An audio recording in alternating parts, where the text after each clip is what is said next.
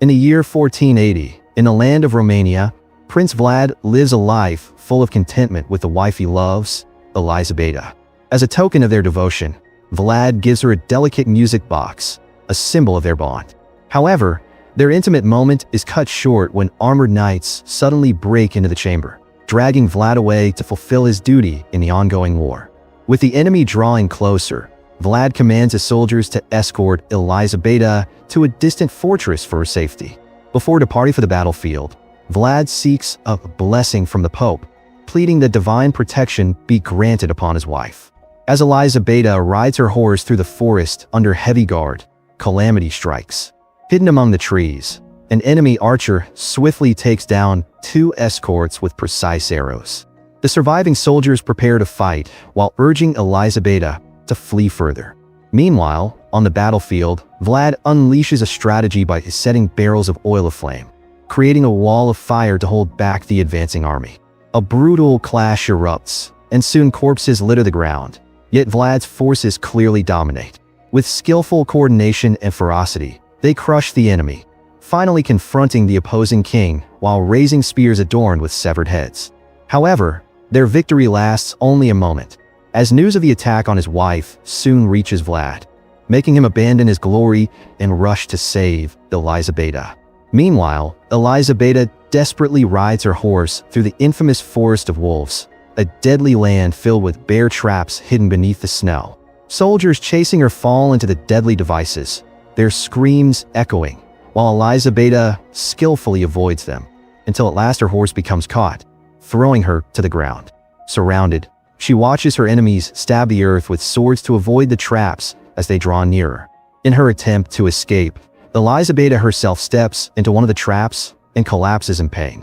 Vlad arrives just in time to witness the chaos, only for his own horse to be caught as well. Running on foot, he swiftly takes down 2 enemies before hurling his sword at another, closing in on Elizabeta. But tragedy strikes. The blade pierces the foe, yet fatally wounds her as well. Overcome with boundless grief, Vlad cradles Elizabeta in his arms as she breathes her last, and finally, she dies. Sometime later, tormented and filled with rage, Vlad returns to the Pope. He curses God, lamenting that despite all the blood he had spilled in divine service, no protection was given to the one he loved most. He demands a miracle, a resurrection for his wife, but the Pope offers no salvation. In fury, Vlad seizes a cross and kills the holy leader, declaring that he will renounce God unless Elizabeta is returned to him. A sudden gust of wind sweeps the chamber, and the statue of Christ begins to weep tears, yet Vlad gazes upon it not with fear but with pride. His terrified men drag him out of the desecrated church, while his sanity slowly fades. For centuries later, in France, a priest arrives at a psychiatric institution to consult with Dr. Dumont, who reveals a horrifying case that even troubles the Queen of England. As they walk through the corridors, they pass scenes of chaos where patients scream and thrash, while staff treat them with cruelty. At last, they descend a steel door and enter the basement chamber where a woman named Maria is chained. Maria, a woman of Italian birth, is betrothed to the great-grandnephew of the Queen. When her wedding is held on family grounds, the blessing of a bishop triggers a violent hysteria within her. Records state she was born in 1759, yet that date means her age is over 130 years. Such unnatural longevity, along with her fierce reaction to holy presence, leads them to suspect she may be bound to demonic power. As they discuss, Maria awakens and hisses at them, revealing sharp fangs. The priest approaches, declaring that she must be a vampire, the first ever captured alive. He explains that vampires can walk by day, though direct sunlight burns them. To prove it, he opens a window, and Maria's skin sizzles beneath the rays. When he raises a cross before her, the object itself bursts into flame. To force cooperation, he slices Simon's finger and lets blood drip onto Maria's lips. She devours it greedily. Inspecting her neck, the priest finds bite marks that signify her transformation. He explains that for centuries the church has fought these creatures, yet never discovered their origin, the first vampire. In her thirst for more blood, Maria reveals that her master is the Origin, a prince who will soon come to the city in search of the bride he longs for. Elsewhere, a notary named Jonathan travels by night through dense forest. His coachman halts suddenly, refusing to proceed further out of fear of wolves. Abandoning Jonathan, he gives him only his belongings, a torch, and a cross.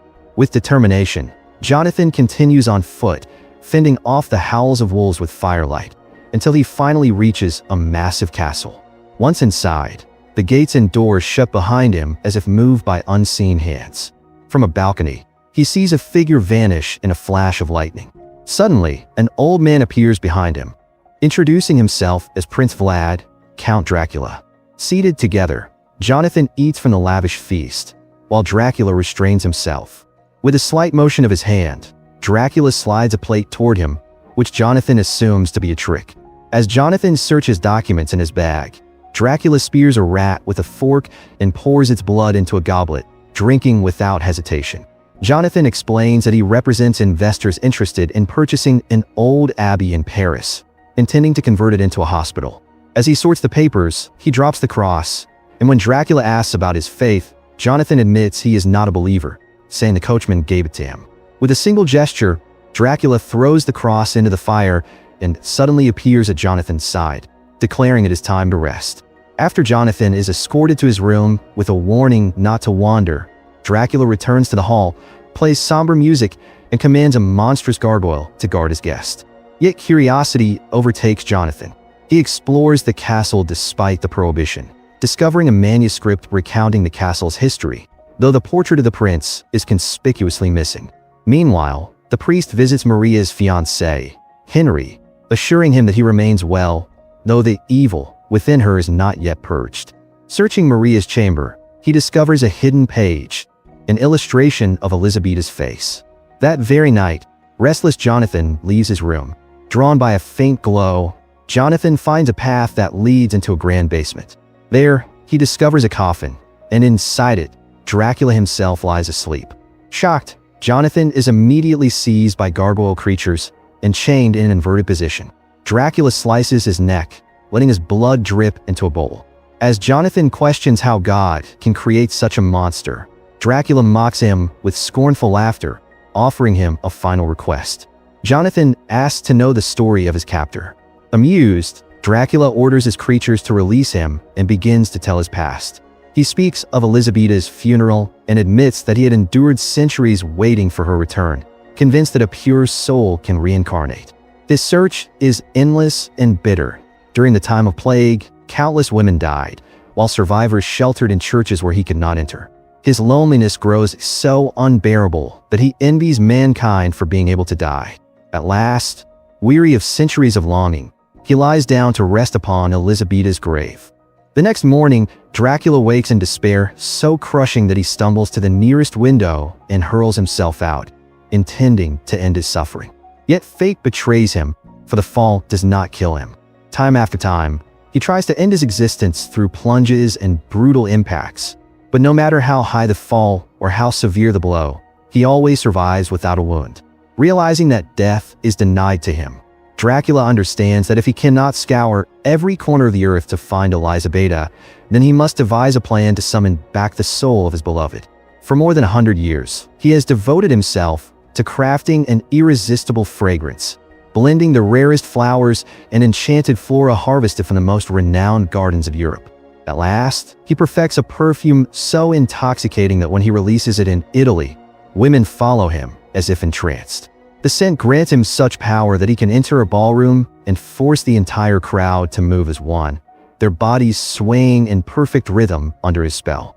In Versailles, convinced for a moment that he has at last found Elizabeta again, Dracula approaches a woman who resembles her, only to realize, in shattering disappointment, that she is not the lost bride. The mistake destroys him. Standing amid revelry soaked with wine and shallow lust, he understands that he has wasted decades chasing fleeting pleasures, mistaking indulgence for love. In tears, he decides to abandon the endless hunt and instead let others bear his burden.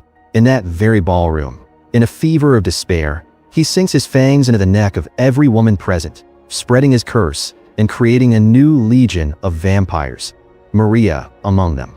After the massacre ends, Dracula returns to Elizabeta's resting place. In madness, he smashes the coffin, pounding it with his fists until the wood splits, only to find that time has reduced her body to nothing but ash. Crushed by grief, he suffers a collapse of both spirit and mind, vowing never again to leave the walls of his castle. From that day, his gargoyle creatures bring him treasures and serve as guardians, while his vampire progeny scour the world in search of Elisabetta's return. Back in the present, Jonathan confesses to Dracula that he can understand such unwavering devotion, for he too is bound to a woman by love, a fiancée named Mina. When Jonathan shows the locket that holds her portrait, Dracula's hand trembles, and his cold eyes ignite with fire, for the face that gazes back is none other than the soul of Elisabetta reborn. Overcome, he decides to spare Jonathan's life as a gesture of gratitude for restoring his hope.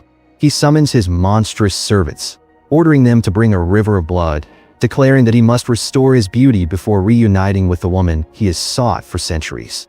In Paris, the priest shows Dumont the portrait he has discovered, explaining that their mission now is to find the living counterpart of that face in order to ensnare Dracula himself. Reading aloud from an ancient text, the priest explains that God sometimes denies the release of death to blasphemers, but divine forgiveness can lift such a curse if the sinner repents with sincerity. Thus, if Dracula is slain, the curse binding all his children of the night will also be broken, returning them to mortality. At that moment, Simon enters the room, sees the portrait, and immediately remarks that a young woman bearing that likeness is waiting in the visitor's parlor. The men hurry there and are introduced to Mina, who reveals that she is a close friend of Maria. They had met only a few days earlier at a party, after which Maria clung to her relentlessly, unwilling to part. Mina describes Maria as charming and affectionate until the wedding day, when the presence of a bishop plunged her into madness. She also admits her own unease about her engagement, confessing that she often feels as if she does not truly belong to this era. Meanwhile, in a monastery, Dracula arrives in disguise as a wretched beggar, and the compassionate nuns welcome him into their shelter. But once he crosses the threshold of the chapel, he casts off the disguise, revealing his true form. Spraying his enchanted perfume upon the statue of Christ, he fills the air with its intoxicating essence. Drawn like moths to flame, every nun rushes into the chapel, collapsing in trembling desire before him. They heap upon one another in wild yearning, and finally, Dracula feasts ravenously upon their blood. Back at the castle, Jonathan devises a plan for escape. Alone, he hurls a blanket towards a set of tools, managing to snag it close enough to shatter the chains that bind him. But when a gargoyle enters, the creature catches him in mid-flight as he attempts to escape through the window. The creature severs the blanket he uses, cutting his improvised rope. Jonathan clings desperately to the outer wall, but the creatures thrust weapons through the cracks to knock him down. At last, one of them manages to hook his body and hurl him downward. He tumbles across the snow until he slides onto the frozen surface of a lake. When a gargoyle pursues him, the ice breaks under its weight, dragging it into the freezing depths. Terrified yet brave, Jonathan realizes the others cannot follow, and he staggers away through the snow, trembling with horror. Soon after, Dracula himself appears at the psychiatric clinic, his face rejuvenated and his body glowing with health. Releasing his perfume, he easily bends Simon's will, commanding him to lead the way to Maria's chamber. There, Maria confesses that she has found the reincarnation of Elisabetta. As a gift, Dracula allowed her to drink Simon's blood, enjoying the taste.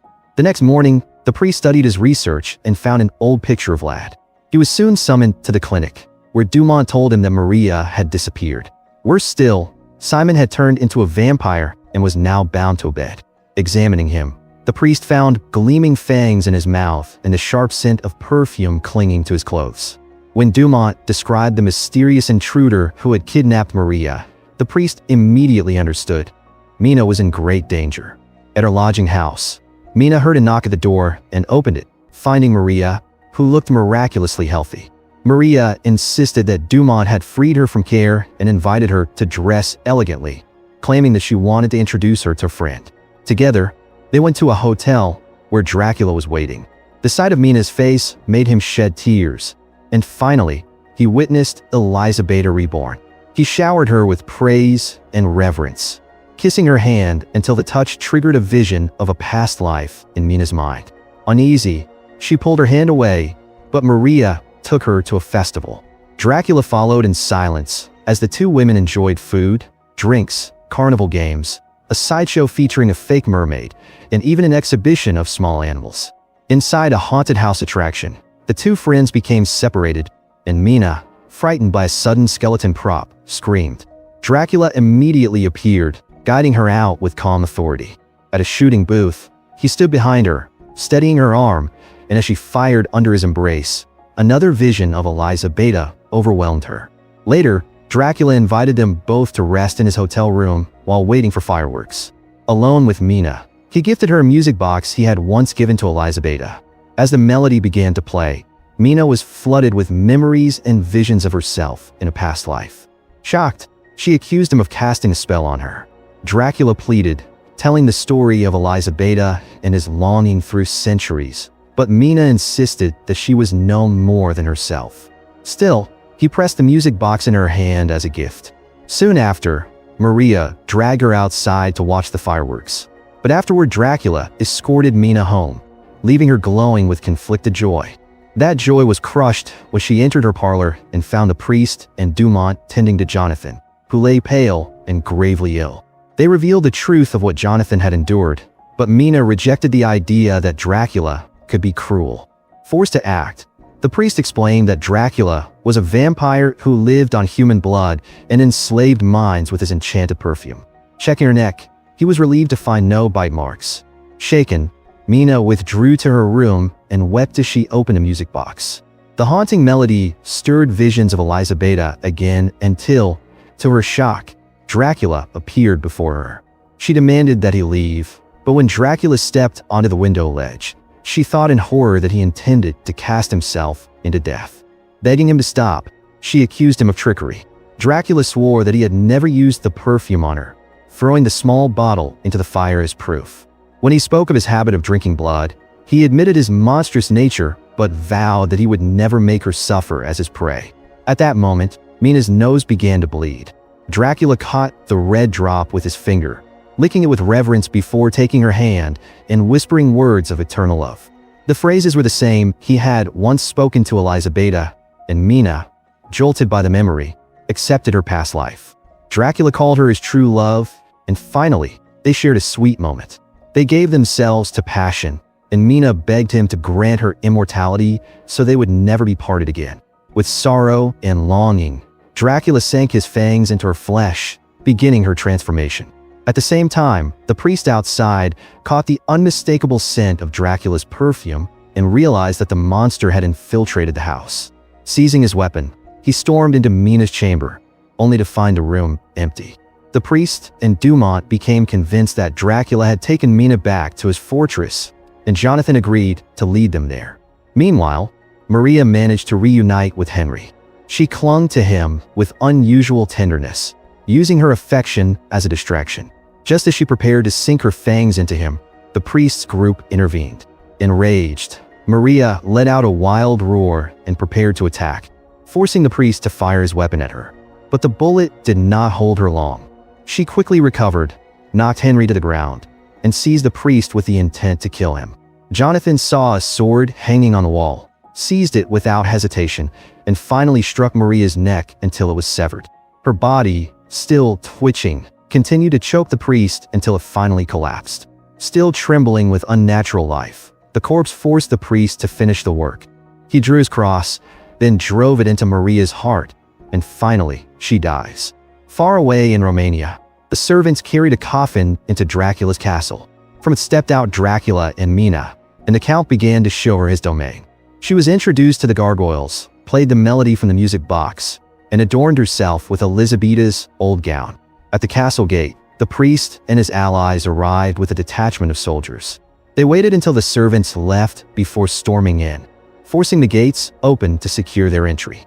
Rifle fire erupted as one soldier shot at the main door, while others near the forest bombarded the fortress with cannons, sending great chunks of stone crashing down. Dracula ordered Mina to stay in her chamber while he went out to face the intruders, but Mina trembled in fear as cannon fire ripped through her ceiling. The gargoyles swooped down on the soldiers, slashing many of them, but the overwhelming numbers of human troops overpowered them, allowing the forces to push deeper into the castle. Jonathan led his companions toward the basement, while more soldiers swept through the upper floors. Seeing the intruders approach, Mina locked her door in panic. In the basement, the soldiers fired upon the coffins. But Dracula suddenly appeared behind Jonathan, struck him unconscious, and called him ungrateful. He then swung his sword in charge of the soldiers, cutting them down with lightning-fast precision. Even as reinforcements arrived, Dracula slaughtered them with ease. Amid the chaos, Henry seized the chance to fire both his pistols at Dracula, but the shots had no effect. The Count pounced on him, and finally, he bit his neck, raising his sword toward the priest. Dracula listened as the priest warned him that God never willed him to kill in his name, for God never desired the destruction of his creation. When humans killed, said the priest, they did it for themselves. He declared that his mission was to save Dracula's soul, but the Count insisted that Mina was the only salvation he needed. The priest warned that she would be his downfall. Hearing Mina's terrified scream from her chamber, Dracula left the confrontation and rushed to her, commanding the gargoyles to hold back the intruders. While the stone creatures fought the humans in the hall, Dracula slaughtered the soldiers in the nearby rooms. After every life was gone, he stormed into Mina's chamber and held her tightly. The priest tried to follow, but Dracula slammed the door shut. Yet the priest's voice carried through, reminding him that if he truly loved his wife, he must prove it through the right choice. Ignoring Mina's desperate pleas, Dracula stepped out again and locked her inside. He leaned his body against the door, and in that vulnerable moment, the priest drove a stake into his heart while chanting a prayer, striking down the vampire. Mina dragged Dracula's dying body into the room so they could share their last words of love, and finally, Dracula dies, turning into ash. At that moment, the entire castle sank into darkness, and the gargoyles turned back into human children. Jonathan arrived and found Mina mourning the ashes, which had scattered into the air and drifted away on the wind. Realizing that her heart was no longer his, Jonathan quietly left.